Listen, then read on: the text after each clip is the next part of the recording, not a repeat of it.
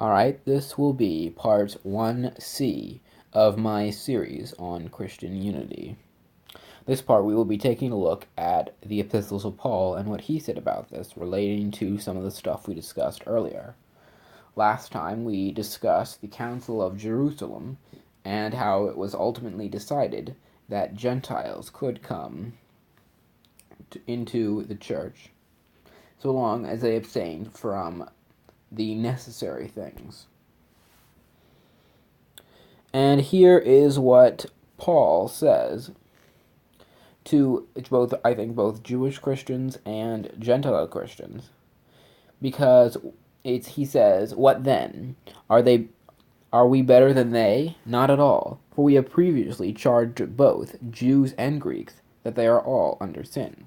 So he's saying that not one denomination is better than another. So the Gentile Christians should not say to the Jewish Christians, "We're better than you," and vice versa. And this is also indicated in other parts. There are parts where it says that do not let the person who abstains mock the person who does not, and vice versa. And here, also in Romans 3, Paul says, "Or is he the God of the Jews only? Is he not also the God of the Gentiles? Yes, of the Gentiles also, since there is one God who will justify the circumcised by faith and the uncircumcised through faith." So Paul is saying that God is the God of everyone, not just the God of a specific group. And now we're going to look at a rather lengthy passage that Paul wrote about Christian unity, where he compares the one church to a type of body.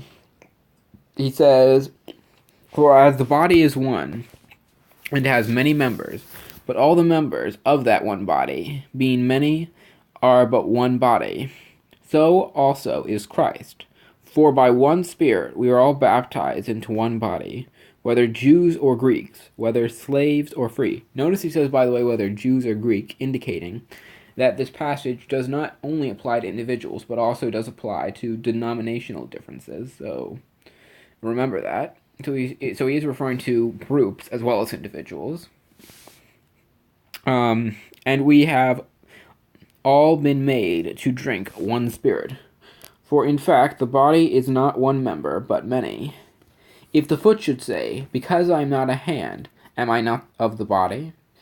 Is it therefore not of the body? And if the ear should say, "Because I am not an eye, I am not of the body," is it therefore not of the body? If the whole body were an eye, where would be the hearing? If the whole were hearing, where would be the smelling? But now God has sent members, each one of them, in the body just as he pleased. And all of them were all one member. Where would the body be?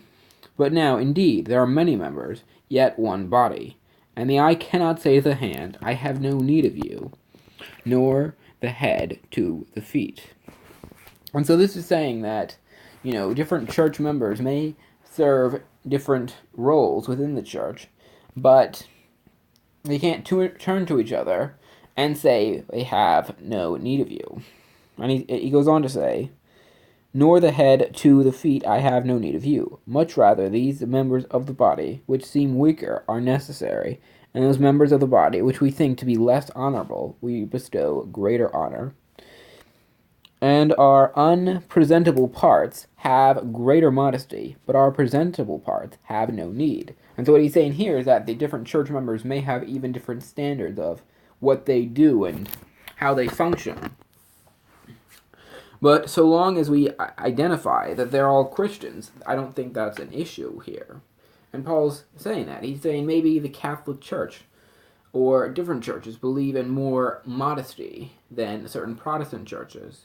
Maybe they have more stricter doctrine. Does that mean that they are no longer Christians? Well, according to Paul here, I don't believe that is the case, that they are not Christians. I believe that he's saying that even though they may be different, they serve different functions, and therefore they are all necessary. "But God composed the body, having given greater honor to the part which lack it, there should be no schism in the body, but that the members should have the same care for one another. And if one member suffers, all the members suffer with it. Or if one member is honored, all the members rejoice with it. And so he's saying that we should try to help Christians, and we should try to bring them up. Now, this doesn't mean that we have to agree with them, other types of Christians, on everything.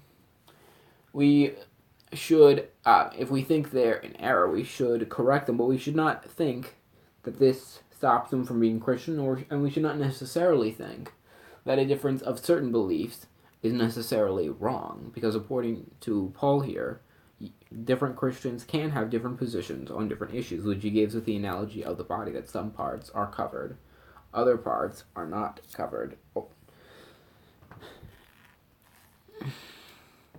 And that we should try to honor all the members of the body.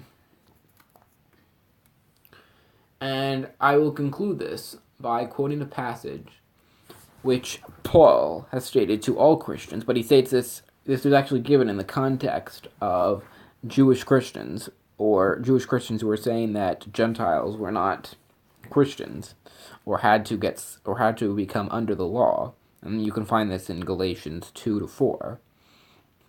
Anyway, he says in conclusion, there is neither Jew nor Greek, there is neither slave nor free, there is neither male nor female, for you are all one in Christ Jesus.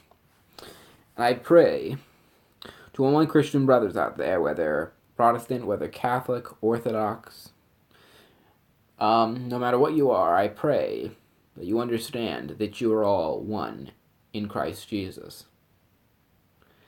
Thank you, and God bless.